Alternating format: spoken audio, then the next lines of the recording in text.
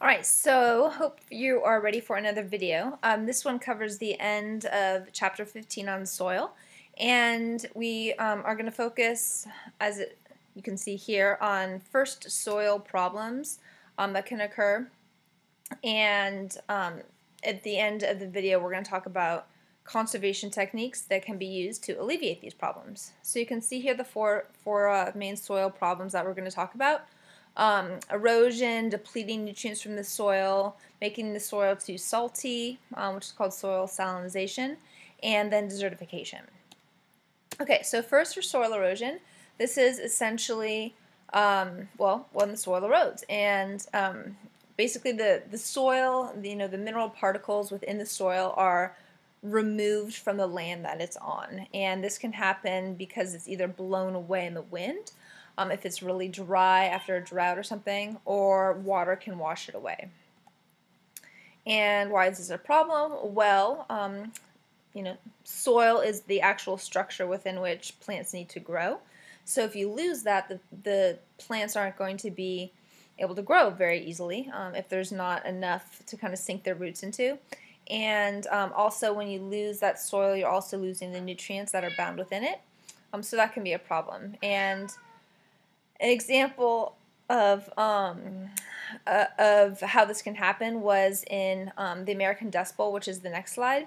And this is a really good example of poor soil management, as you'll see. And this accelerates soil erosion. So the American Dust Bowl, hopefully you probably heard of it before, but it was in the middle of our country in the 1930s. And it was most severely hit in this area. And the intensive farming in this area essentially Callie.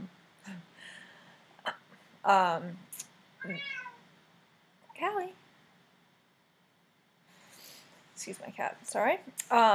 Okay, so the intensive farming in this area, essentially they replaced the natural vegetation with annual crops. And that has a really big impact because natural vegetation has different roots and deeper roots than annual crops do. And so in the 1930s, when there was a severe drought, there was no natural vegetation that would hold the soil in place. Their roots, the roots of the annual crops were much shallower, and so when the drought came, they weren't adapted to that condition, and all of the soil was blown away.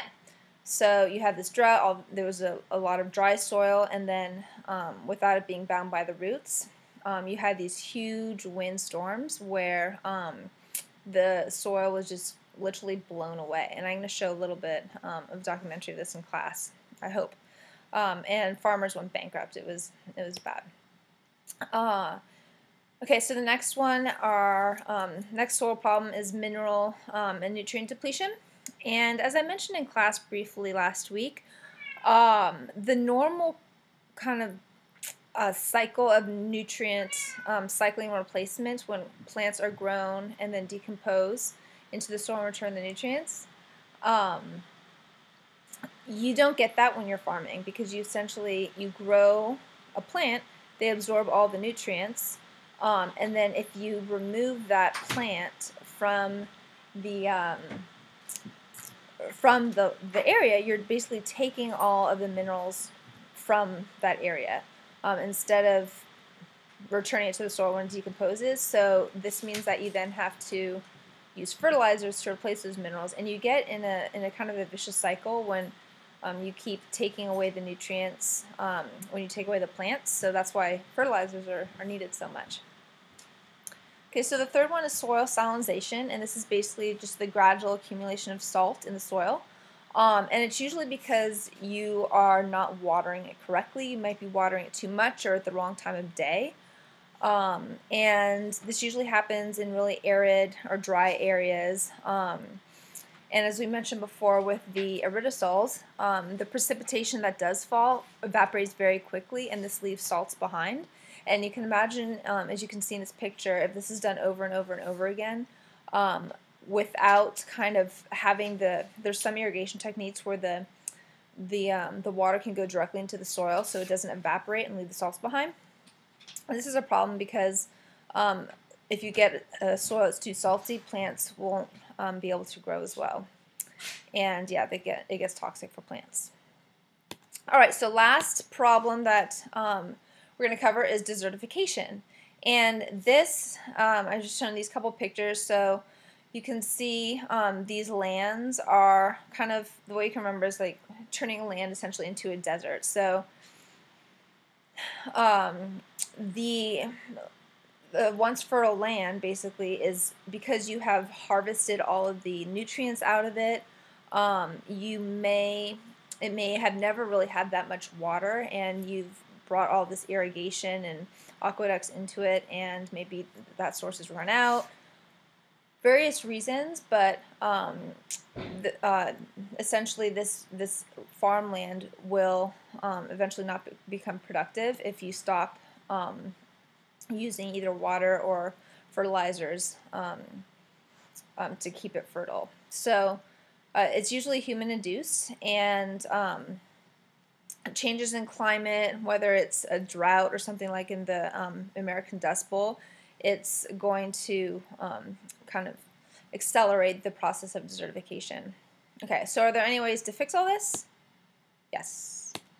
And one way of conserving soil, there are two different tillage techniques, or this isn't a tillage technique down there, but this there are a couple different for conservation tillage.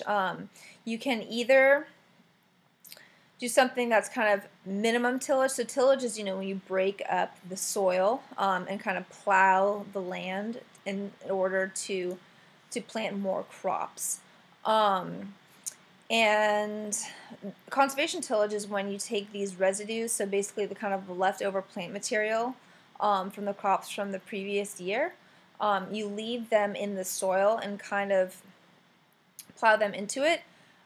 There can also be something where you don't even till it at all, so you just don't plow the land, and this is becoming kind of a more popular technique with farmers. And the benefit is that when you plow up the land, you make it more prone to erosion and for soil to kind of be blown away, and it keeps it in place. Crop rotation is when, well, you rotate crops, and this is kind of getting to the problem where if you plant the same crops over and over and over again, they're going to take the same nutrients out of the soil, and it's going to degrade the soil much more quickly. Whereas if you plant many different crops throughout the year, they're going to require different nutrient loads, and that's going to help keep the soil healthy. And it also reduces the potential for disease to set in because you're maintaining the diversity. You're not kind of having a huge monoculture. And here you can see there's even another technique where you alternate different types of species. So not one insect can't come in and devastate the entire crop because there are different plants there. And often crop rotation includes the kind of rotating with legumes, which maybe you remember legumes help bring back nitrogen to the soil because they're nitrogen fixers. So that's a really good technique for crop rotation. Okay, so different ways to decrease erosion. These pictures hopefully help kind of explain what these techniques are. So there's strip cropping, where you alternate these strips of different crops along natural contours. So you can imagine if you kind of planted, so the way that you plant it is also going to be the kind of determine the direction that you harvest it and the direction that you take a plow or something that's going to cut the crops down. And if you do this with the contour of the land, you're going to make it less prone to erosion. You're not going to kind of cut up the entire hillside, which is going to make soil fall down. And then there's also terracing, which you can see here, and you've probably seen a lot before. And this prevents erosion, as you can imagine, because if you have these flat surfaces, the soil is much less likely to kind of flow down the hillside. They can just get trapped in the flat surface. And some other ways is contour plowing, and this kind of goes along with the one I had before, whereas before here you had strip cropping. So that's how you plant the crops along the contours, and then alongside with that is the contour plowing, where you plow it this way with these kind of natural contours as opposed to kind of driving up and down. I mean, it makes sense, but you kind of want to consider and be careful about how you do that so that you can minimize the chance that soil is going to kind of be carried with water down the hill. And it's a big deal. I mean, there's a lot of soil that's lost every single year in farming practices, and as you guys know, it takes a long time to create soil. So using these practices is really important for farmers and their production levels. And the last thing are shelter belts, and these are really kind of, you might have seen them sometimes around the highway. There are a bunch, if you go down 101 to Southern California, and you can see large rows of trees, that reduce wind and therefore reduce the amount of erosion that will happen to soil. Okay, so also preserving soil fertility. You can have, as you guys know from our plots, different types of fertilizers. So organic fertilizers are from crop residue, compost, manure, and because they are organic, or they come from natural source as opposed to chemical source, there are many nutrients that are available. So not just N, P, and K, but many nutrients, the full kind of suite of different nutrients, not just the main three that you can see down here. So this is slow acting, but it's very long lasting for plants. And so that's kind of the trade-off there versus organic fertilizers. They're manufactured from chemicals, mostly petroleum products actually. And as we've tested in class, they're mostly nitrogen, phosphorus, and potassium. And they're fast acting, as you can probably tell from our plot results. But it's very short lasting. So this is a problem because you have to keep replacing these fertilizers into the soil, and they leach out very quickly, as you can see here. And they also pollute groundwater because people tend to overuse them and they sink down to the groundwater. And that's something we'll talk about next semester. Okay, and then the last bit here is just two policies that are now kind of in law, or a part of our law in the United States. And the first one is the Soil Conservation Act. That was in 1935, and this was created in response to the Dust Bowl disaster. So essentially what it did is it formed something called the Soil Conservation Service, which is now called the Natural Resource Conservation Service. And it's just a body, or a kind of a group that is responsible for soil productivity and policies that could be in place to improve it.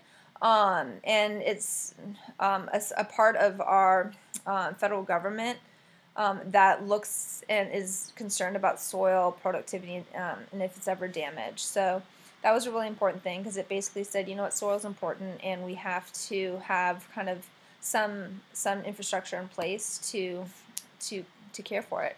And then there's the Food Security Act, or the Farm Bill, in 1985, which is actually kind of controversial.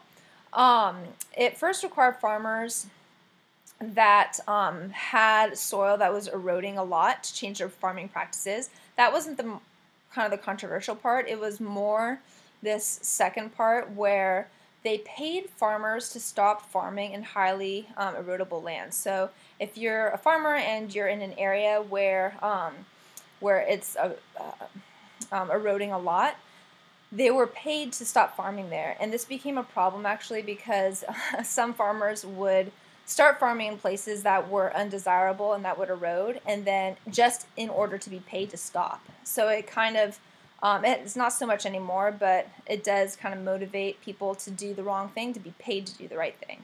So that's why it was a little bit controversial, but the end goal is a good thing. All right, that is the end, and I'm going to stop.